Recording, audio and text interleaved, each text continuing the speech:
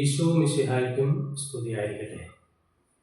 ഈശോയിൽ പ്രിയപ്പെട്ടവരെ, നമുക്കിന്ന് വലിയ സന്തോഷത്തിൻ്റെ ദിവസമാണ്.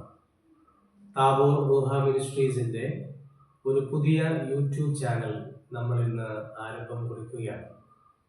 ഈ യൂട്യൂബ് ചാനലിലൂടെ അനേകം പേർ ഈശോയെ അറിയുവാനും കേൾക്കുവാനും ഈശോയുടെ സ്നേഹത്തിൽ നിലനിൽക്കുവാനും സാധിക്കട്ടെ എന്ന് ആത്മാർത്ഥമായിട്ട് നമുക്ക് പ്രാർത്ഥിക്കാം. ഈ യൂട്യൂബ് ചാനൽ നമുക്ക് ദൈവസന്നിധിയിലേക്ക് സമർപ്പിക്കാം.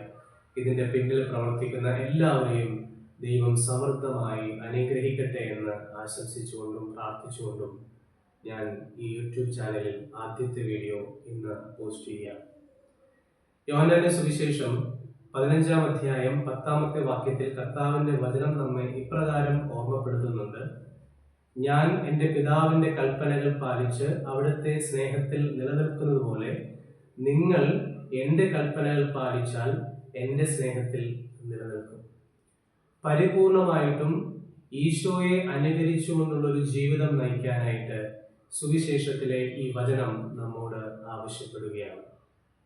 പ്രിയപ്പെട്ടവരെ, ദൈവത്തെ നമ്മൾ പരിപൂർണമായിട്ട് സ്നേഹിക്കുന്നു എന്നതിൻ്റെ പ്രത്യക്ഷമായ അടയാളം അവിടുത്തെ കൽപ്പനകളും വചനങ്ങളും അനുസരിക്കുക, അതനുസരിച്ച് ജീവിക്കുക എന്നുള്ളതാണ്.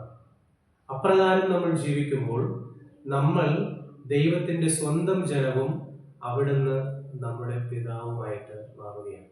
എത്രയോ ആശ്വാസം നിറഞ്ഞ വാക്കുകളാണല്ലേ തീർച്ചയായിട്ടും.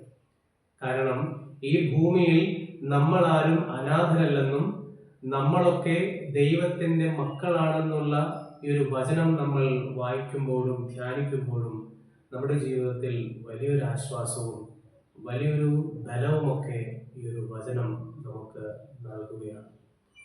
മക്കൾക്കടുത്ത സ്വാതന്ത്ര്യത്തോടുകൂടെ ദൈവസന്നിധിയിൽ ജീവിക്കാനും പ്രവർത്തിക്കാനും വേണ്ട കൃപ നമുക്ക് ദൈവത്തിൽ നിന്ന് സ്വീകരിക്കാം. ആ ഒരു മനസ്സോടുകൂടെ നമുക്ക് ദൈവത്തെ സമീപിക്കാം. നല്ല ദിനം ആശംസിക്കുന്നു. പിതാവിൻ്റെയും പുത്രൻ്റെയും പരിശുദ്ധാത്മാവിൻ്റെയും നാമത്തിൽ ആമേൻ.